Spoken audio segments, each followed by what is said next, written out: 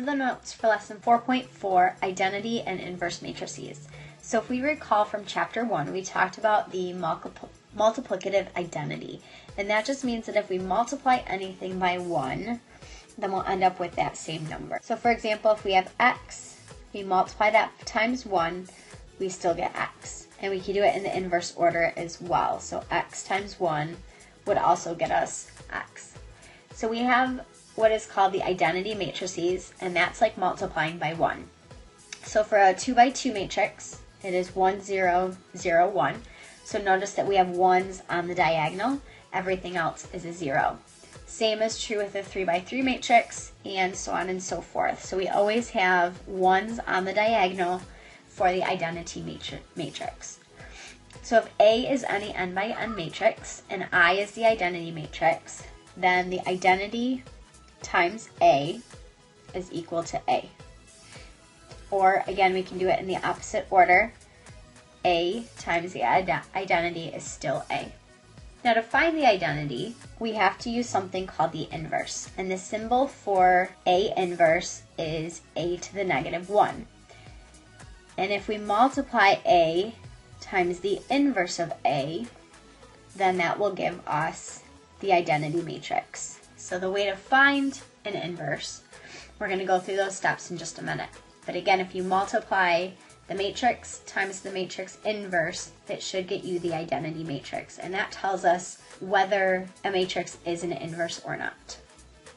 So for example 1, given matrix 6, 2, 8, 3, or A, what is the inverse of A? So the steps for finding the inverse of A, the first thing we need to do is find the determinant. So if you remember from the previous section, that looks something like this.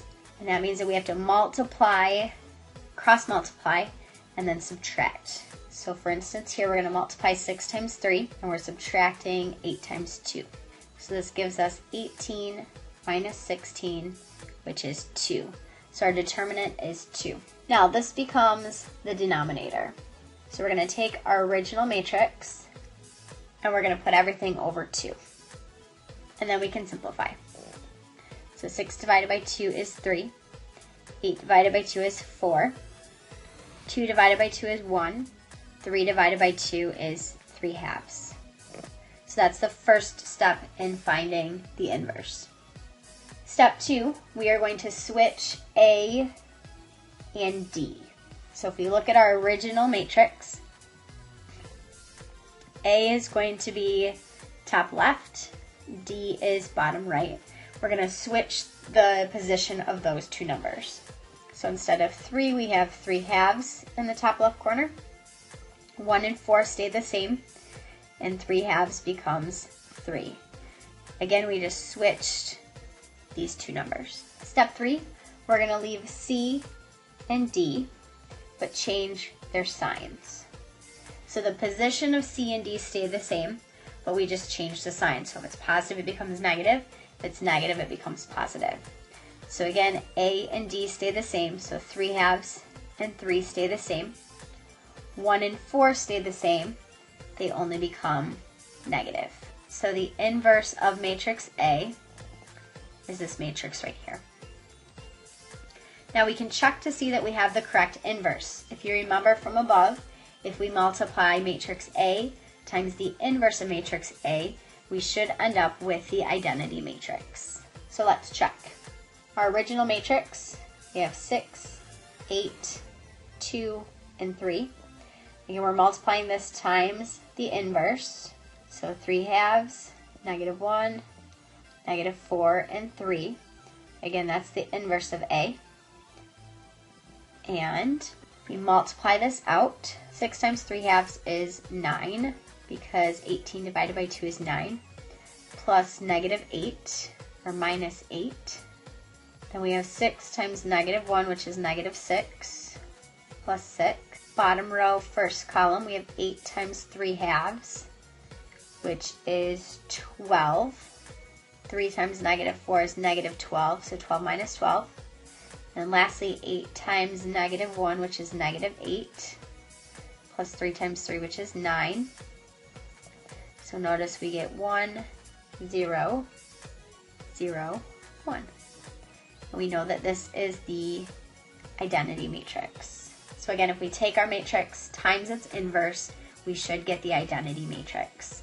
So it says, yes, we did have the correct inverse. So again, to find the inverse of a 2 by 2 matrix, we have our formula right here. So we first need to find the determinant of our matrix, and again, that becomes your denominator. We switch A and D, so notice D is top left and A is bottom right, and then we change the signs of B and C. So again, that gives us our inverse. So for example 2, we're finding the inverse of A. So first we need to find the determinant. So we do -6 times 2 minus 2 times -7. So we have -12 minus -14. You know that subtracting is the same as adding the opposite. So that gives us a determinant of 2. Again, that becomes our denominator. So let's rewrite our original matrix. And again, we're going to put everything over 2. So -6 over 2 is -3. -7 over 2, we'll keep -7 over 2 as -7 over 2. 2 over 2 is 1, and 2 over 2 is 1. Then again, we change A and D, we switch their positions. So 1 is the top right, -3 is bottom right. And then the other two, we just change their signs. So -7/2 becomes +7/2. 1 becomes -1. And again, if we multiply this times matrix A, then we should get the identity matrix. And this is the inverse of A. Now, the reason we talk about inverse matrices is we can use them to solve systems of equations or solve matrix equations. So if you recall from chapter 1, we reviewed solving equations. So notice we do the opposite operation or the inverse operation. So if we added 2, we need to subtract 2 to get rid of it. That gives us 2x equals 10. And then we divide by 2 to get x equals 5. So we multiply by the inverse operation. The same is true with matrix and solving matrix equations. So to get x by itself, we have to do the inverse operation or find the inverse. So if we look at this equation that we just solved, whatever we did to one side, we also had to do to the other side. And again, we had to do the inverse. So for example 3, we are solving the matrix equation here. So if we multiply both sides by the inverse, then we'll have x equals our answer, which is what we want. Remember that multiplying matrices has to be in a certain order because it is not commutative. So if we multiply A times D, it's not the same as multiplying D times A, or matrix D times matrix A, because matrices are not commutative. So we can't change the order and still get the same answer like we can with addition and multiplication. So when we multiply to solve for matrix equations, we have to multiply to the left on both sides of the equal sign, because again, matrices are not commutative. So let's look at this example. So what we need to find first is the inverse of this matrix that we are multiplying by x. So we first need to find the determinant. So we're going to multiply 5 times 2 minus 8 times -1. So we get 10 minus a -8, which is a +8. So this is a +18. Again, this is our determinant. So that becomes the denominator in our matrix. So we have 5 over 18, -1 over 18, 8 over 18, and 2 over 18. Then we need to switch the order of A and D. So we get 2/18 and 5/18. And then we're changing the sign. So -1/18 becomes +1/18. And 8/18 becomes -8/18. Now my advice to you is to keep your denominators the same. Do not simplify until the very end, because it's going to be easier to multiply if we have common denominators. And right now we do. So we're going to leave them as is until the very end, and then we will simplify. So now that we have the inverse, we're going to multiply this equation by the inverse on both sides. Remember that we need to multiply to the left on both sides, because if we do it to the right, it's not going to work out correctly. So we have 2/18, -8/18, 1/18, and 5/18. Again, multiplying that by our original matrix. Now remember, this is going to cancel out because the inverse times the matrix is the identity matrix, or like saying 1. And then on the other side, again, we're multiplying by the inverse on the left-hand side. So we have 2/18, -8/18, 1/18, and 5/18. And we're multiplying that times 17, 20, 26, and 20. So again, on the left-hand side, we just have x because we multiplied by the inverse. And then we're going to multiply the matrices on the right-hand side. So we have 2/18 times 17, which is 34/18. Again, it's going to make your life a lot easier to just multiply all these out, keep them as fractions, and then we'll simplify at the end. So 2/18 times 17, then we have 1/18 times 26, adding those together. Then we're going to take the first row times the second column, so 2/18 times 20, which is 40/18. 1/18 times 20 is 20/18. Then we're going to do the second row, first column. So this is -8/18 times 17, -136/18, plus 5/18 times 26. Again, we're just multiplying 5 times 26, which is 130, and that's over 18. And then lastly, we're going to take the last row, last column. So -8/18 times 20, so -160/18, and 5/18 times 20, which is plus 100/18.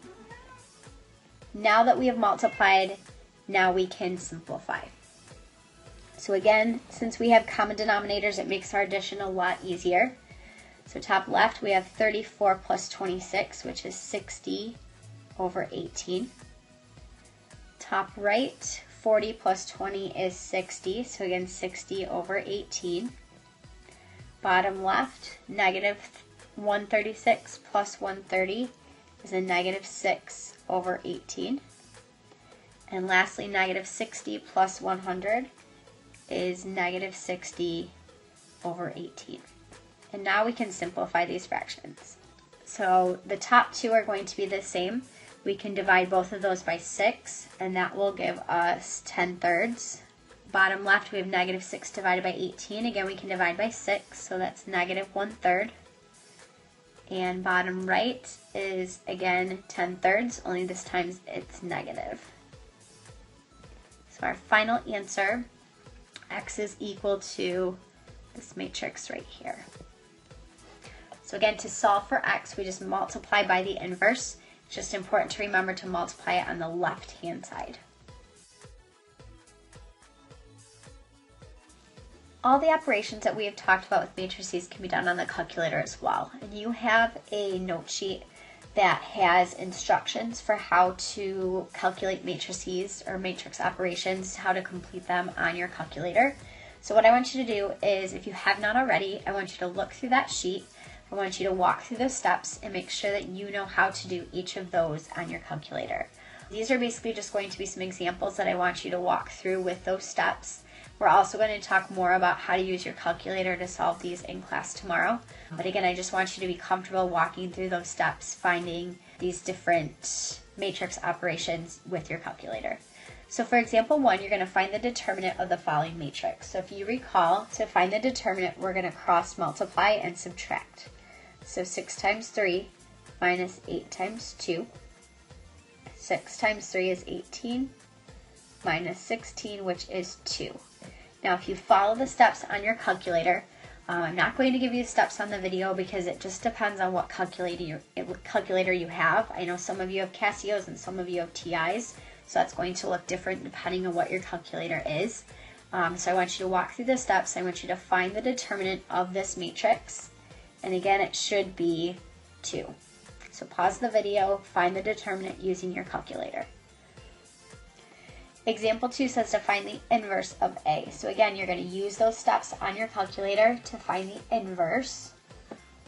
And you should end up with the inverse of A, which is 1, -1, 3.5, and -3. Now this is going to come in handy when we have something larger than a 2 by 2 matrix. 2 by 2s are fairly easy to find the inverse. Once we get larger than that, it's very complicated, so it's easier to just plug it into our calculator to find the inverse of anything larger than a 2 by 2. And again, we can check. So what I want you to do is find matrix A. I want you to multiply that by the inverse of A, and I want you to notice what you get. Once you plug it in, you should end up with the identity matrix, which is 1, 0, 0, 1. Now, how do we know if there's no inverse? So if we plug it into our calculator to find an inverse, how do we determine if there's no inverse? You'll notice this by an error message. If you receive an error message on your calculator, that means that there is no inverse for that matrix. So again, an error message means no inverse. Lastly, we can solve matrix equations, again using inverses, which we already looked at. We can do this with our calculator as well to make it a little bit easier. So before we can solve this matrix equation, we need to find the inverse of this matrix. So in your calculator, I want you to find the inverse of this matrix. Your inverse should be 1/7, 3/7, -4/7, and -5/7. Now remember, we multiply on the left-hand side. So I want you to plug in the inverse matrix as matrix A. And our other matrix we are going to do as matrix B.